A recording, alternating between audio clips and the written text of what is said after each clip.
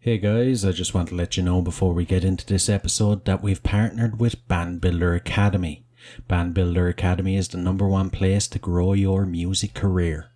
Run by top label manager and Sony Vice President Todd McCarthy, so you know it's worth it. Enter promo code CONCERTS at checkout to receive 10% off membership. Hey, this is Johni Holiday from Ruff Majik, and you're listening to Concerts That Made Us.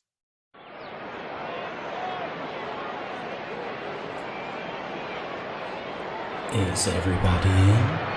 Is everybody in? The show is about to begin.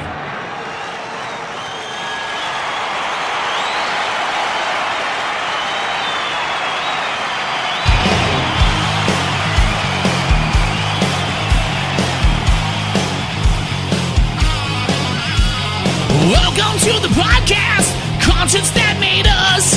Interviews and stories, tales from the bus. We love taking you back to when it all went down. The greatest live shows and that cheering crowd sound. It's concerts, concerts that made us, concertsthatmadeus.com. On this episode, I'm joined by Johni Holiday from Ruff Majik. If you talk to anyone about South African rock music, Ruff Majik are one of the first names you'll hear.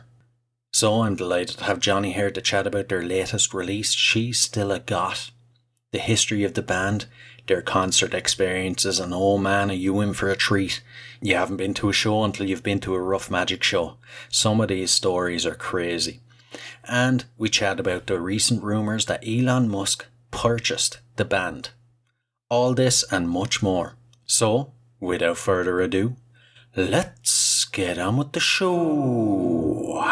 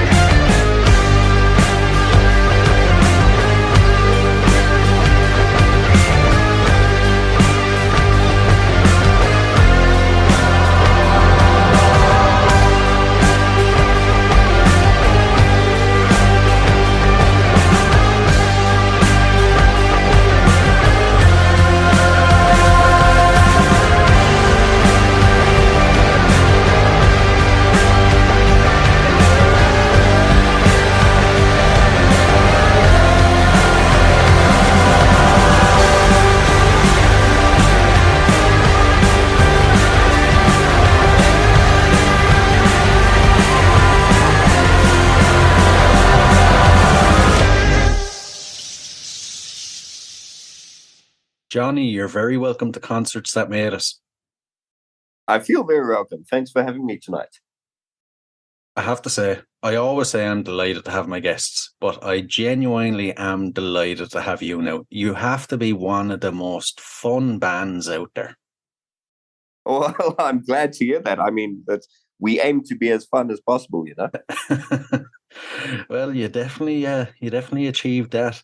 Now, we opened the show with "She's Still a Goth," which were released on the 28th of October. Would you like to tell us a bit about it? Yeah, sure. So, I mean, the song itself is very rooted in the um, standard sound of, like, I would say, the 90s desert rock scene, you know, anything you would have heard from Caius or Fu Manchu or Queens of Stone Age, all that kind of stuff. But except for maybe my nasally voice, I keep getting told that's strange, but it's fine. It's fine. It kind of puts us apart from things. But lyrically, I took a great bit of inspiration from my wife. She also does the fantastic cover art that you see on the "She's Still a Goth" cover, and you know, any art that Ruff Majik has ever done, because she's always been goth at heart. So I couldn't write a goth song because I don't know how. I can only do rock and roll. But I decided lyrically I'd make it an ode to the goth genre as a whole. It's got a great kind of fun, kind of 80s ghoulish kind of sound. What was it like coming up with the sound? You know, I would be lying if I told you I knew exactly what was happening, because it was somewhere it was somewhere during a delirious haze at some point. I was, you know, insomnia and everything that contributes to it. So I was sitting up at one point when I wrote the riff. So the riff was, you know, that just kind of happened. But everything that came with it, we had that idea of, you know, being like 80s horror movie. We really wanted that. You know, it sounds like a mellotron or, you know, some old organ just kind of being stretched beyond what it's supposed to be stretched. That was kind of the point. And that's all the background noise this year. It's just all the spooky things happening. It must have got a pretty cool reaction from the fans then when you released it, did it? It did. It really did. I mean, I don't know if you've ever, if you're at all versed about how our social media is, but our social media is very much like us, just, you know, we're fun loving and jokey and whatever. So that's been kind of the release / rollout plan, and also the reception. Everyone's on board. Fans have been, you know, doing, I would go as far as saying doing goth drag, because they're not really goth kids, but they've been getting into doing the whole goth thing, and that's been quite fun. I've been enjoying that whole aspect of it, you know. Yeah, I'm actually delighted you brought up your social media, because, you know, if someone doesn't like your music, I mean, your social media is just worth it for the laughs you get from it, you know? Like, I've never seen a band with such a good social media strategy. Who's the man behind it, and how do you guys approach it? How do you come up with the stuff? The social media, that's all me as well. And that's just down to, again, like the same thing I said about writing "She's Still a Goth" when not being able to sleep. That's basically what's happening with the social media. I get about 2 hours of sleep in a regular night, and the rest of the time I'm just sitting there. You know what happens is you sit up and then you accidentally read the news and you think to yourself, "Oh my God, this is awful." You know, the world is ending all around us. And then somehow you realize, oh wait, hold on, but there's like a little punchline in there somewhere as well, and that's my that's my whole game. I just sit there and I read something and I'm like, oh wait, that might be hilarious if we just kind of word it the other way around. Yeah, I get it totally. Like, for example, for anyone that hasn't seen it, from the run up to this song being released, the posts were hilarious about that, to a post about Elon Musk buying the band, to even a comment I seen you guys left on the Ozfest. Yes. Like, oh my God, you actually laugh out loud at it. You guys must have a history in comedy or something, do you? No, it's you know what it is. You grow up hard and you just kind of start. It's a coping mechanism. Everyone in South Africa is a little bit funny, you know. So we've just been channeling that power towards us. I get you. Now back to the song. It's your first release since 2020's critically acclaimed The Devil's Cattle. That must have been a very hard act to follow, was it? I mean, in a sense, yeah, because things have changed, obviously because of what happened with COVID and everything that went down. There's been lots of ups and downs, but not in the sense of following up the music. Like, we've always, or at least I've always kind of known what was coming next, you know? Like, we're releasing this album and it's coming out in April and we're excited for it. It's going to be cool. But also at the same time, like, we're already working on the recordings of the follow-up for it, you know? So the only thing that kind of delayed us when it was COVID time, things got hard, you know? It wasn't always possible to get to where we were going. But the thing is, it was a long time in the making, you know? So it kind of carried over from The Devil's Cattle. So I don't think it's as tough to follow, but as any Ruff Majik release, it's going to not be the same at all. You know, it's going to be very different from the previous one, and then the next one will be very different as well. And yeah, that's something that quite excites us. Yeah. And you mentioned COVID there. Something I've come to notice is that a lot of bands kind of started just before COVID or started during COVID. As a band that was already together, how did you guys deal with it? You know what? It was a strange effect because before COVID hit, we started properly touring Europe in 2018, where between 2018 and 2019, we did 4 different stints over in Europe where we were touring, playing some festivals and whatnot. And that was great. And then COVID hit and we just kind of got... that's the big thing. We kind of got stuck. We used to never be stuck in one place for as long. But yeah, I think that had the biggest effect on us because then we had to start thinking about, I guess, how to be regular people, you know, not just fly-by-night jobs and then going to tour in Europe and then coming back to some fly-by-night job. I had to be like, oh, wait, hold on. I have to be a proper grown-up now. And that was a weird... That was a weird thing to do.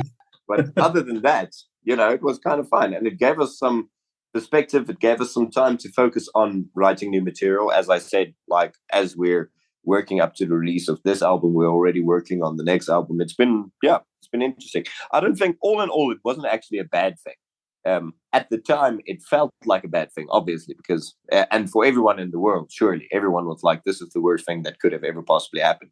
But in hindsight, it had some positive effects on the band, I think, which is, you know, we'll take that as a win for what it was. Yeah. I have to say, though, I couldn't imagine you guys being proper adults. Listen, even though that's what I said just now, but I'm not being a proper adult right now. I mean, I've been trying, but it's weird. Like, the closest I got to proper adulting was teaching kids to play guitar. Which became my de facto job. And that's been fine. No, I love teaching kids about rock and roll, but also at the same time, you know, someone comes to me and they start saying things about taxes. And I'm like, oh no, you must be looking for my dad. That's not me. Surely not. Oh, man. And you mentioned you toured Europe. Not many South African bands get to do that. What was that like? That was fantastic. Also, it came about by... just for interest's sake, because not a lot of South African bands do get to do that. And I'll tell you how we got to do that is I lied through my teeth, like, completely. So no, I'll tell you exactly how it went down. Is the one in 2018, no, it was the end of 2017. I started messaging every festival that does this kind of stoner rock, desert rock, you know, that kind of music, that does that kind of vibe. I started messaging literally all of them, emails and Facebook messages and all of that. And I told them, listen, we'll be on tour next year, this time of the year and this time of the year. So you might as well book us for your festivals because we're going to be there already. We're coming past where your festival's happening. So, you know, book us. Why not? And they were like, yeah, sure. The thing is, there was no festival. There was no tour at all. That was just all a big lie. And then a bunch of these festivals came through. And they were like, yeah, sure, okay, we'll book you because you said you're coming this way. And then at the same time, I was sending emails to tour bookers and venues and whatever. And I was like, listen, we're playing all of these festivals. So you might as well book us to play the tour because we're already playing these festivals. And just by pure dumb luck, all of them got back to me at the same time. And they were like, yeah, sure, we'll book you. And that's how our first tour went down. Oh, man. Yeah. You actually couldn't make that up, like. No, I really couldn't, but it worked out so well. And then we got on board with the guys from Sound of Liberation. They do festivals like Desert Fest, Keep It Low. You know, they're all over the place to do fantastic tours for a lot of cool bands. And we got a hold of them, and they were like, listen, we've been seeing what you're doing. You know, obviously, you guys are hustling, but you're also liars, but, you know, you're doing it well. So, and then they took over, and then they're like, okay, we'll be your tour bookers. And from then, the rest of the tours came from them. Ah, geez. Yeah, so it worked out. Yeah, had a happy ending. Yeah, it could have gone real bad, but it worked out well. Yeah, geez. Now, at this stage in the interview, I usually like to focus on my guests' musical history.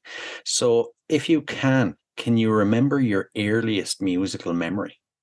Earliest musical memory? That's a tough one. I mean, I'm sure there's always been music around, but I'll tell you what I do remember, because I can't tell you what the first song is I ever remember. But I had a very, me personally, I had a strong musical upbringing, good background, where my dad was into the, you know, all of the 70s standards. So I had my Led Zeppelin, I had my The Who, I had the Moody Blues, you know, there was a bit of Black Sabbath. There was obviously some Deep Purple. So all of that was sprinkled in there. And that obviously had a huge effect musically.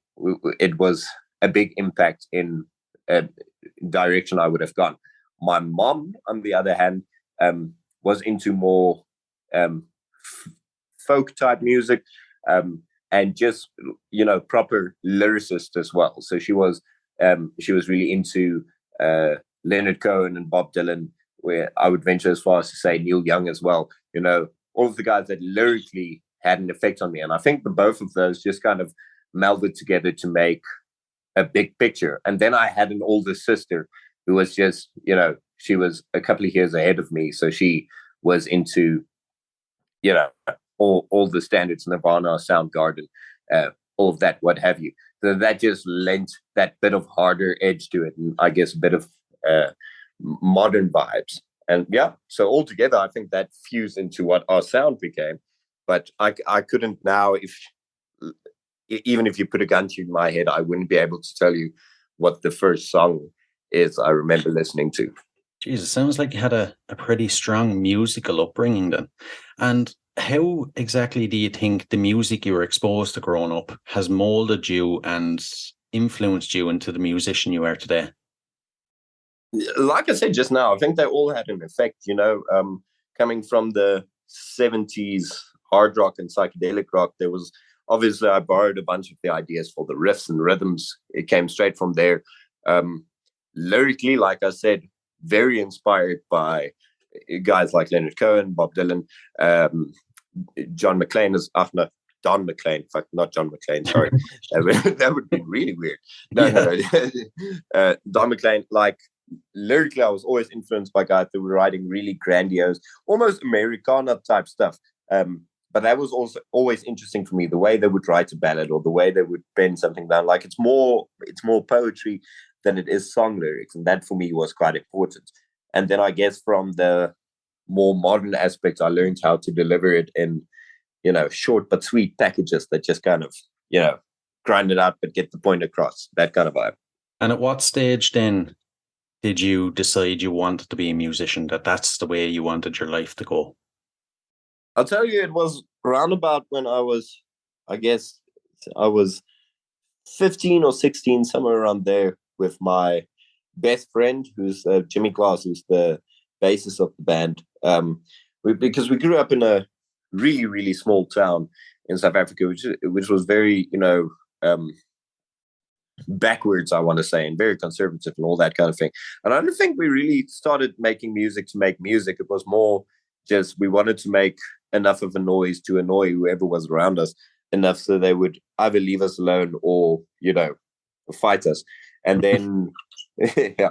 And so I guess that was the ethos at the beginning. It was like we literally started making music just to be noisy. And that's what we were for a long time.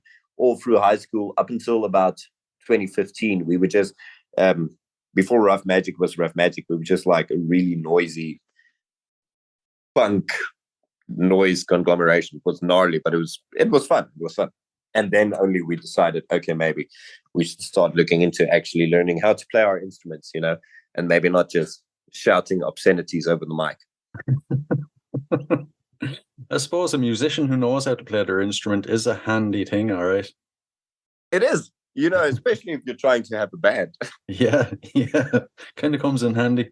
And was it hard to find like-minded people, when you did want to make it a band and you wanted to, set things up properly in such a small town? Was it hard to find like-minded people? No, in the small town it wasn't hard, but like I said, that's because it wasn't a proper band. I just needed the other kids who were fed up and just wanted to make a lot of noise, and we found them really easily. It's as easily as you kick a can down the street and 5 kids come rolling up, and they're like, "Yeah, okay, cool, let's." So that was real easy. Finding proper musicians later on, that was a bit tougher, but we did find them. Yeah, thank God. And as a concert goer, what concerts do you think have made you? So that's interesting. There's been a couple that have had some effect, but it's been all over the place. I once got to see Bob Dylan play live in Tel Aviv in Israel. Oh, man. Yeah, that was amazing. Although at the point he was, really old, and I was just about to say not singing very well, but I mean, it's Bob Dylan, so we weren't expecting him to sing well. But I mean, but it was still amazing to see, just live in the flesh. I was like, wow, this guy's been coming around from the 60s, and I grew up on his music, and now I'm here just listening to him play. That was fantastic. I had another great experience was seeing Corrosion of Conformity live in France. We played at a town called Boulogne. We played a festival called Rockin Boulogne. It was a great time. We played, and then beforehand, we ended up getting a couple of drinks with the guys of Corrosion of Conformity, because I was just being an absolute fanboy, but I was trying to hold it as much as possible. So I was standing there kind of next to Pepper Keenan, and I know exactly who he is, but he's standing there, and I'm like, hey, man, you're in a band, right? And he's like, yeah, I'm Pepper Keenan, I play in Corrosion of Conformity. And I was just like, oh, cool. That's kind of cool. But meanwhile, inside, I'm dying. I'm like, oh, you spoke to me. But anyway, so we ended up playing, I think, 2 slots before they played, because it's a small festival, but it's a really cool festival.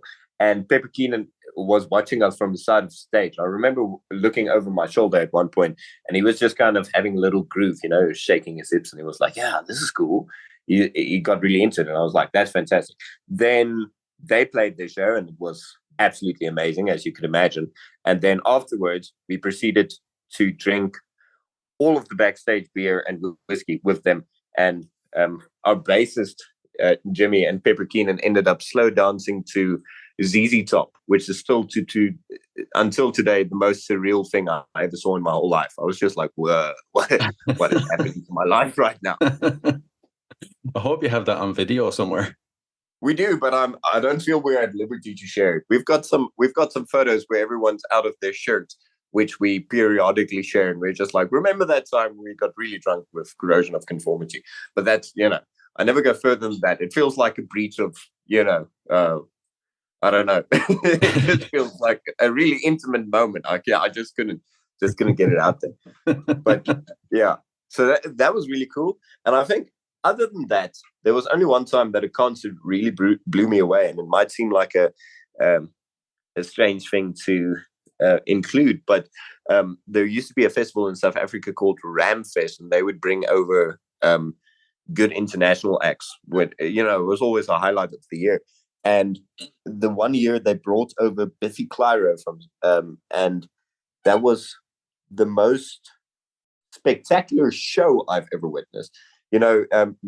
musically they were absolutely on point, obviously, but never mind musicality. It was just everything that was happening was crazy. Never mind, and it was a light show and all this crazy stuff, but the band was also super lively. They were like straight up doing backflips and things. It was the craziest thing to watch.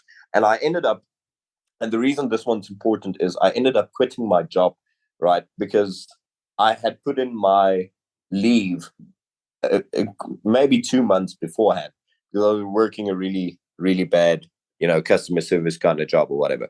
And then the day before this big concert happened, they said, listen, you can't go anymore because we're suddenly short staffed and you have to be there. I was like, but I put in my leave a long time ahead of time. They said, no, sorry, can't help you. You're going to have to come in. And that was the day before. And I told them, all right, I'll see you guys tomorrow. I went home, and the next morning I got in my car. We drove straight to the concert. We stayed there for the whole weekend. I turned my phone off. And then from there, because I was quite angry at them, obviously. So from there, I went to visit my mom in the aforementioned small town for about a week after this weekend festival. And then from there, I went back to work. And I got there and they were like, where have you been? And I was like, I had a flat tire. But so they were obviously not happy. And yeah, it was this kind of thing. They were like, listen, we're gonna have to do something here. And I was like, I'm going to quit. That's fine. Don't you guys worry about it. So yeah, that was it. So that's how I saw Biffy Clyro and quit my job. Jeez. And we'll dive into your gigs now. Now, I've heard that your gigs are something to behold. It's an absolute experience where you don't know what's going to happen next, but one thing is guaranteed, it's going to be one of the most fun nights of your life.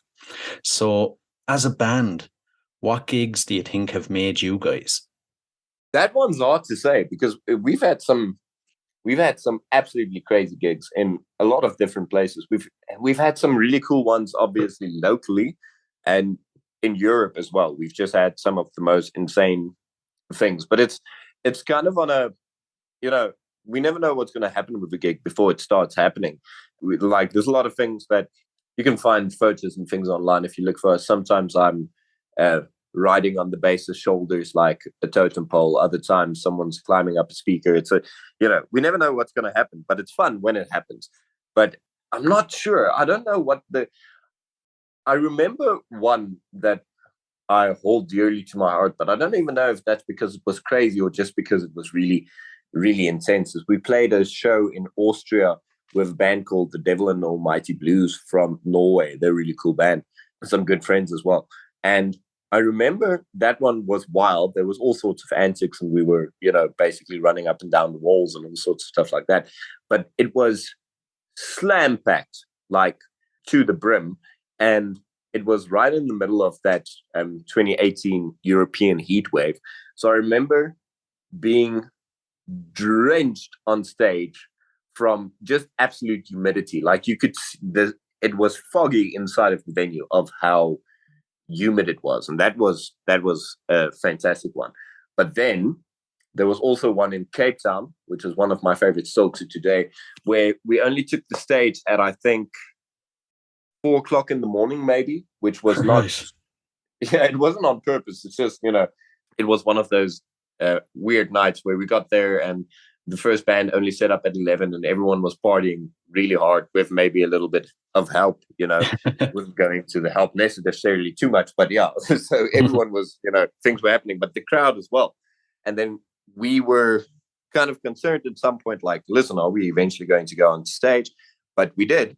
And like I said, it was around 4:00. We got on stage again to an absolutely packed and raging venue. But it was people were absolutely wired. It was so weird. Like there were literally people hanging from the wall because there was no place to stand, but there was a little ledge on the wall.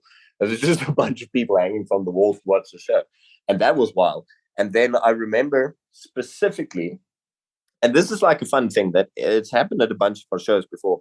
It became kind of the thing where we're a hard partying band, but we also we like to get involved with the crowd. You can't see me right now, but I have a broken arm and I just broke it in our mosh pit maybe 2 weeks ago. Right. yeah, in our mosh pit, we were playing, and like during the song, there's some parts where I get into the crowd and I ended up bailing really hard and I broke my arm. But so this is the thing where we would invite people up on stage, but my usual go-to is like, listen, you guys look like you're having a good time. We're having a good time. Let's have a fight. Let's just have a good old skirmish. And then people are keen to oblige a lot of times. And this one particular night in Cape Town, I remember I was leading up to it and people had already seen it coming. So as my mouth ended with the T of fight, I was on my back because somebody had just tackled me, like right on the stage. They had just jumped over and just tackled me down, right? And I was still playing the guitar, but I looked up into this guy's face, and there's no anger or animosity. It's just this kid having the time of his life, like smiling from ear to ear. He's having a chuckle. He's shaking me around. He's like, woo! And I'm like, wow, I was not expecting that to happen so fast. And I remember looking up at the band and thinking it was, that scene in, what's it now? It's not Apocalypse Now, is it? Or is it Saving Private Ryan? The one with the beach scene where everyone's being blown to bits and that kind of thing. Oh, yeah, Saving Private Ryan. Yeah, it was wild. I just remember looking up and seeing our bassist just, he's crowd surfing, but also fighting for his life. And the drummer is like kicking at people who's carrying away pieces of its drums. It was really, really, really a sight to behold. But yeah, that's we've been transitioning into playing bigger shows, not the gnarly club shows. Well, at least in SA, where these things don't tend to happen as much. But yeah, that's like our lifeblood, man. I like to fight for my show, Yeah. So what you're telling me is I need to, like, if I ever go to one of your shows, I need to make sure I bring like a helmet and some knee pads and everything. Yeah, and a proper pair of boots as well. You got to be ready. One doesn't simply walk into a Ruff Majik show. You have to be proper prepared. Yeah, it sounds it. I have to ask, since you mentioned a European gig and a South African gig, how do the crowds and the festivals in Europe compare to South Africa? Look, in Europe, it's much bigger. South Africa absolutely has the spirit. Like, South Africa has a fierce live music and independent spirit, but we're just not as many people that are into rock and roll or alternative music, So the scene in the province I live in, which is called Gauteng, it's, you're cycling between the same 1,000 people going to every punk show, every stoner rock show, every death metal show. It's the same crowd, and it's well, maybe not 1,000 people, let's say 2,000 people, but that's about what we have. But they're there and they're really interested and really aggressive and whatnot, and it's cool. But in Europe, it's just it's fantastic. The people are really interested in the music, and it's a very good live music culture. But it's also just they absolutely destroy it by numbers. Like we played a club venue the one night. I remember we played to, I think we were playing with some big bands as well, which I don't recall what night it was, what bands there were. But I think we were playing like to 2,500 people. And I was just like, how are all of these people in a club? That to me is mind-boggling. Like in SA, we have that when we've got open spaces and we've got like festivals and whatnot. We don't got 2,500 people under one roof. That's pretty weird. So in that sense, it's crazy because you I don't know. South African, I think we get really big heads when we go over there because you feel insta famous. You're just like, whoa, there's a lot of people who came to see my band specifically. Meanwhile, they were just there for, maybe the beer special or because they wanted to see the headliner. But still, you capitalize on it. Yeah, I get you. And out of all your gigs, now I know some may be hard to remember, but out of all your gigs and gig experiences, if you had to pick one you would revisit over and over again, is there one? Probably the one I said in Boulogne, where we were hanging with the guys from Corrosion of Conformity, just because of how surreal the whole experience was. I'll leave it with you. The gig was terrible. I don't think we've ever played as badly in our lives. Oh, really? Like no, for real. I was sick. We were hungover. I had no voice. Everything that could have gone wrong went wrong. But we had a smashing time, obviously, because We always do. But then just the whole experience surrounding it was absolutely ridiculous. That was, just like I said, very surreal to experience. So probably I'd go back to that and try to do the gig better. But other than that, the rest of it was fantastic. And not to get too negative now, but I always flip it around. If there's a gig experience that you would class as the worst that you've had, how did you deal with it? Well, we just always have fun, So we recently went on a tour of South Africa, which is a hard thing to do with rock and roll, or just in general. South Africa doesn't have a touring circuit, and we decided we'll do it anyway. So we ended up playing a lot of small towns as well, where I don't know how to explain it exactly. Here we call them boerdorpen, which just means farming towns, but it's not exactly right. It just means it's the most conservative place you can find. There's not a lot of people. They're definitely not into rock and roll. And if you have long hair, then the devil sent you. It's that kind of vibe.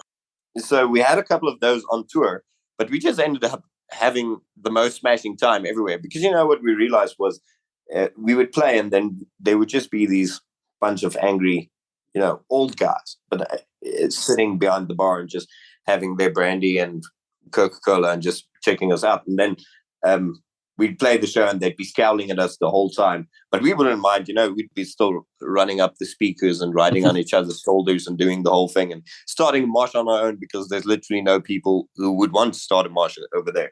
But then what we found is afterwards we would go to the bar, we would drink our couple of bar tab drinks, and then these old scowly men would come up to us and they would be like, you know what? I used to listen to Sabbath in the 70s, and that was kind of reminiscent. And I was like, yes, exactly. Exactly. So, I don't know. I don't think we've ever had a proper negative gig. Like, we've definitely had some really, really bad ones, but we always turn it around in the end. That's the important thing. And, with the amount of energy that goes into your gigs, what's your pre-show ritual? How do you get psyched up for it? And then afterwards, how do you wind down from it? You know what? We go into the parking lot, we beat each other up, and then I'm joking. No, so, but that would have seemed like it was on brand, right? But it actually would have. No. Actually, the problem is we have no gig ritual. So after I broke my arm just now, the whole band, we had like a little mini meeting, and everyone was like, listen, boys, we need to start stretching. Like, we need to start doing things because we're getting too old for this. People are breaking arms. It's getting wild. So we don't have any at the moment, but I'm guessing from now on I guess we'll touch our toes and do some jumping jacks and whatever, and then get on stage.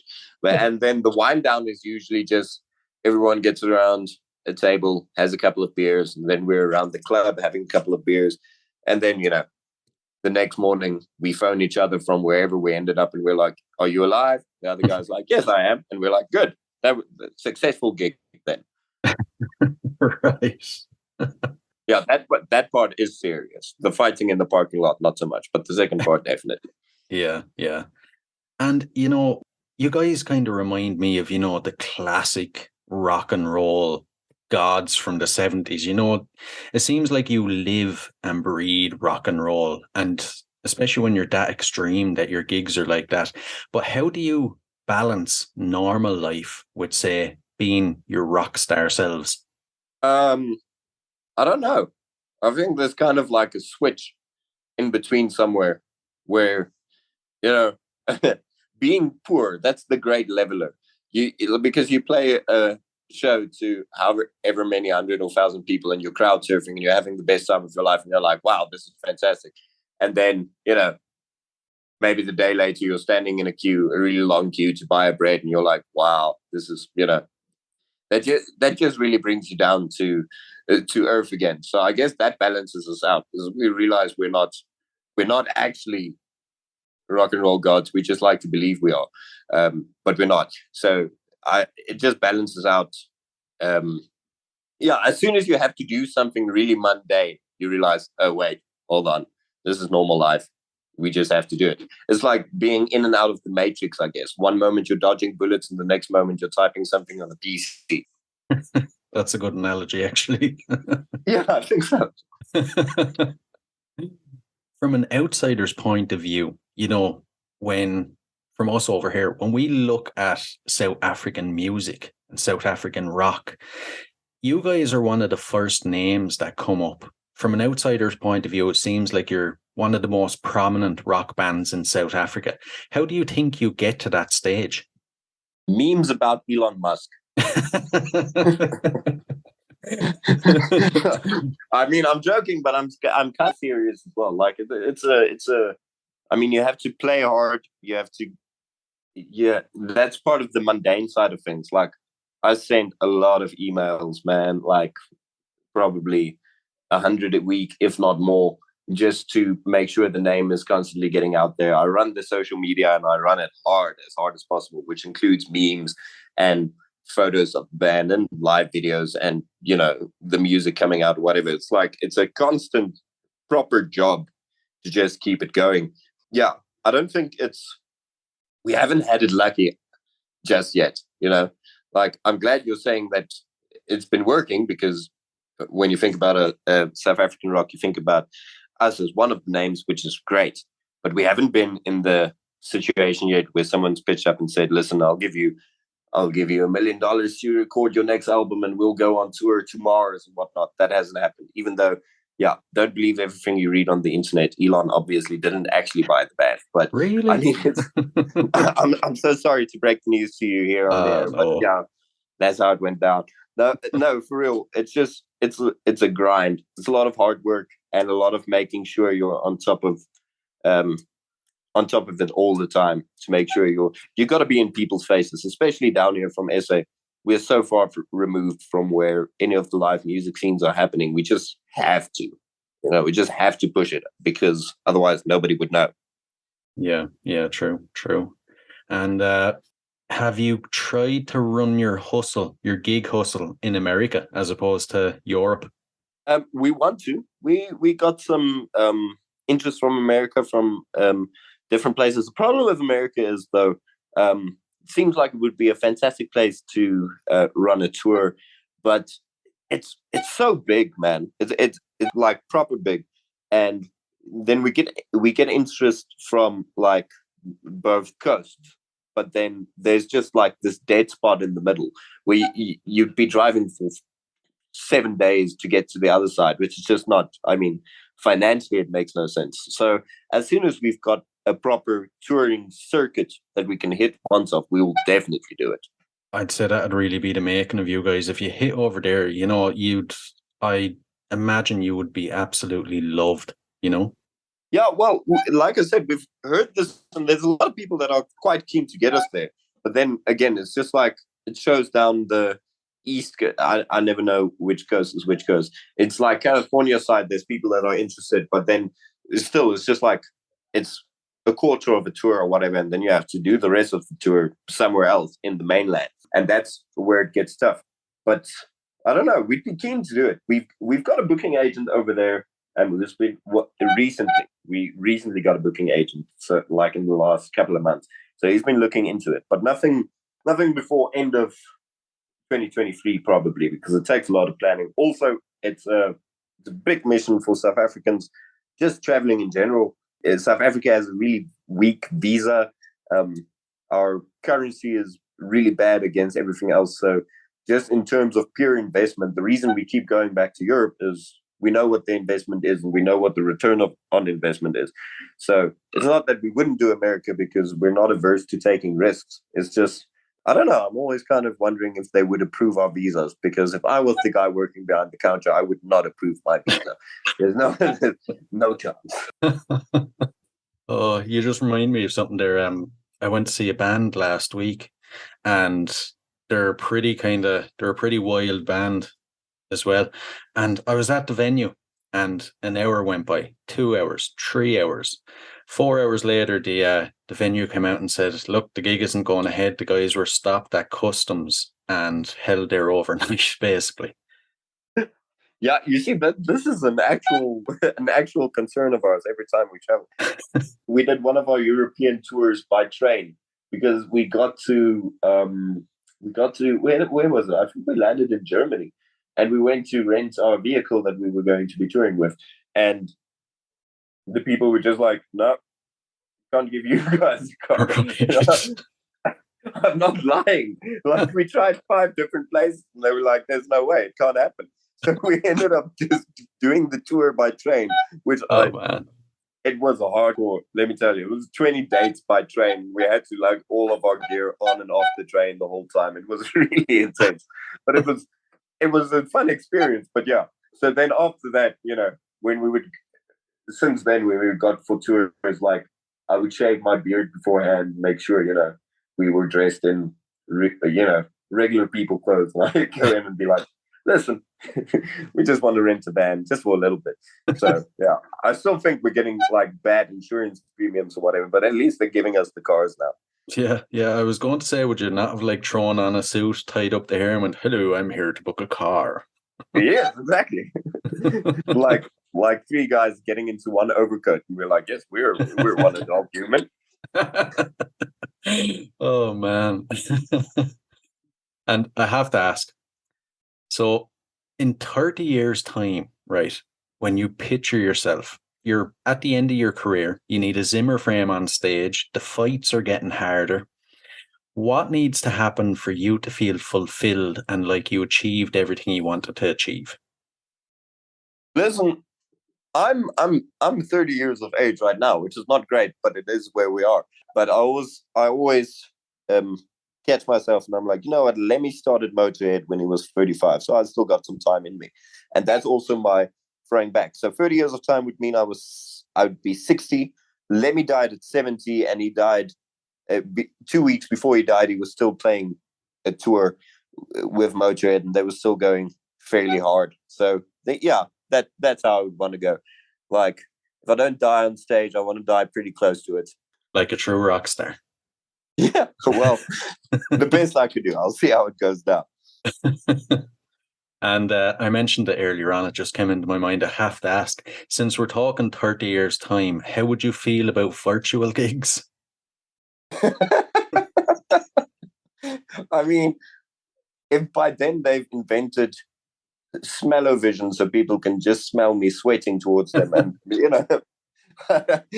I guess if they could have like a whole 4D experience where people would be standing in some other break that would make them shake whenever I came close, then yeah, sure. As long as people experience a proper Ruff Majik gig. Otherwise, no, I don't think so. Right. We won't be seeing Ruff Majik in the metaverse anytime soon. So no, I doubt it. Maybe in the crowd just booing at fake gigs, I guess, but otherwise not happening. Yeah. And what are your plans for the rest of the year and beyond? What's locked in? So for the rest of the year, actually, because I've broken my arm, we're taking it a bit slow. That being said, I broke my arm, and then we played 2 shows before I had realized it was broken. And the doctor called me a dumbass, which, that happens. But I was like, you know what, fair enough. So then we did that. Then we did one more gig after I got the cast. And then the boys in the band were like, listen, we're pushing it. This is getting a bit too much. So ended up agreeing with them. So now we're taking a little bit of a rest period, working on the next album while the current one is not out yet, doing some recording and stuff. And then from there, we're doing 2 end-of-year shows at there's a cool festival over here in the mountains called Smoking Dragon, which is every New Year's. They've got a big festival. So we'll headline that for New Year's Eve. Like, we're literally playing as we'll say Happy New Year, and then we'll bang out the show. And the night before, we'll have another one. And then, other than that, I'm in talks with the guys from Sound of Liberation to book tours for next year. So for this year, it's the 2 more like New Year's type shows, and then a lot of recording in the downtime, because I also can't stand still. And I guess, I don't know, we'll start a bar fight somewhere. Sounds good. Just try to keep keep it flowing. Yeah, exactly. Keep up with the image. Yeah, got to do it. And on a serious note, how long do we over in Europe have to wait before we see you guys again?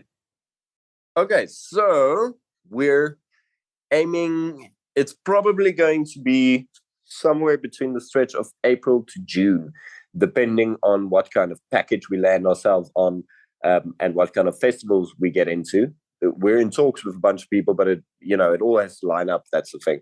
Like tour routing needs to make sense and all of that. But it seems like it will happen between May and June. That will have a long run, and then we'll do Europe and the UK is the plan. Oh man. Do me a favor. As soon as you have the dates locked in, send me a message or get Warren to send me a message, because I will travel anywhere in Europe to see you guys. I definitely want to see one of your gigs. Will do. But where are you? Southern Ireland. It's right down the bottom. Okay. So you're going to have to tell me what the biggest thing is closest to you. Either Cork or Dublin. Dublin would be the main one. Okay, Cork or Dublin. I know both of those because South African education is good. But no, but that's cool. Okay, so we'll try and get over there as well, obviously. We're going to try and do, because obviously you guys are actually included in Europe as well. Which is interesting about Ireland is you guys have a policy with SA where we don't need visas to go there. We can just travel over. Everywhere Really? else we do need visas. Yeah. So, well, I mean, we got a 30-day period, but the type of damage I can do in 30 days, I don't even have to tell you. But I mean, so we can literally come over and play some shows in Ireland just with no visas at all. We just need to book some plane tickets. If that's the case, why aren't you sitting here in person doing this interview? Because listen, plane tickets are expensive still. Yeah. But on that note, though, if you do know some promoters in Ireland that would want to book us, send them through to me or myself or Warren, and we'll hook them up on our tour as well. So we'll get in there as soon as possible. Brilliant. I'll have a look around and see what I can work up. Yeah, and then we can have a follow-up interview. Yeah, exactly. In the middle of a fight on stage. Yeah, definitely. Depends. How good are you with, I just don't want to damage your equipment, but if you can run around with the mic just at, mouth height, we can make it happen. Yeah. I'll get practicing on that. Oh man. Right. We'll jump into the last couple of questions. So if you could see any performer from history in concert for one night only, who would it be? I would probably want to see Freddie Mercury right when he was in the prime mustache era. That was a good era, and he really knew how to sweep up a crowd. But that being said, so yeah, I'm gonna go with Freddie Mercury. But if it wasn't Freddie Mercury, I would want to see Iggy Pop. But I didn't say Iggy Pop because I still have a chance to see him. Probably he's not dead yet, so we can make that happen. Two very good ones there. Yeah, I'd love to see Iggy Pop myself as well. But I think I'd prefer to see Iggy Pop young, when he was kind of more crazy. No, well, I'd kind of like to see him now because he's spent the better part of his career to make his skin look like elephant leather, and that takes some dedication. So I'd be really keen to just see that in the flesh, But yeah, obviously he's not doing all of the crazy things, but still, it would be cool to see. It would.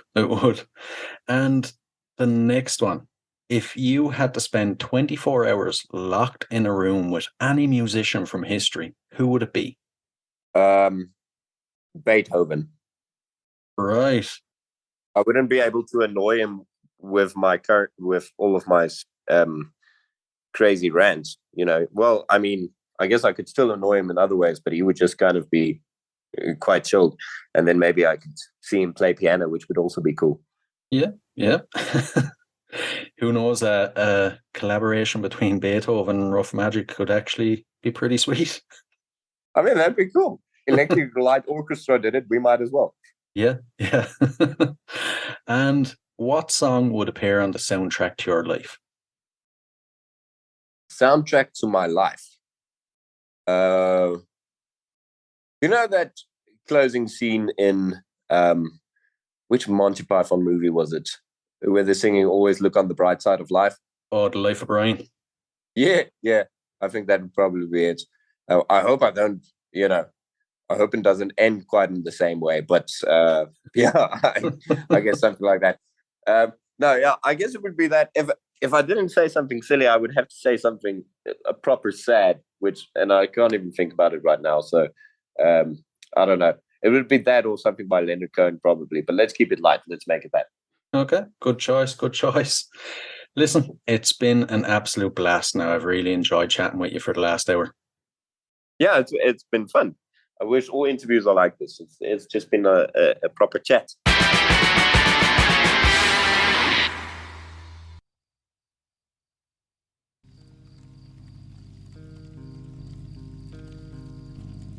Why, hello there. I'm about to make a prediction. And that prediction is, you like podcasts. If that's true, then make your way over to the Cognitive Discourse, where we have monologues, short stories, and open discussions. And every now and then I get a little ranty. If this sounds like something you're interested in, then go check us out. We're streaming on all major platforms, and hell, we're even on YouTube. New episodes out every Friday. I hope to see you there.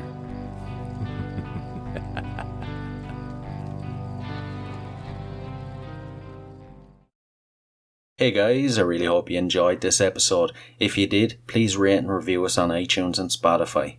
And if you're interested in signing up to Band Builder Academy, use the link in the show notes below and enter the code CONCERTS and you'll receive 10% off. So, until next time, keep rockin'.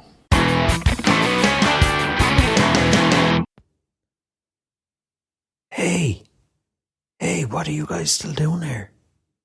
The show's over. It's over. You can go home. Go on. We'll see you next time. We'll be here. Bye.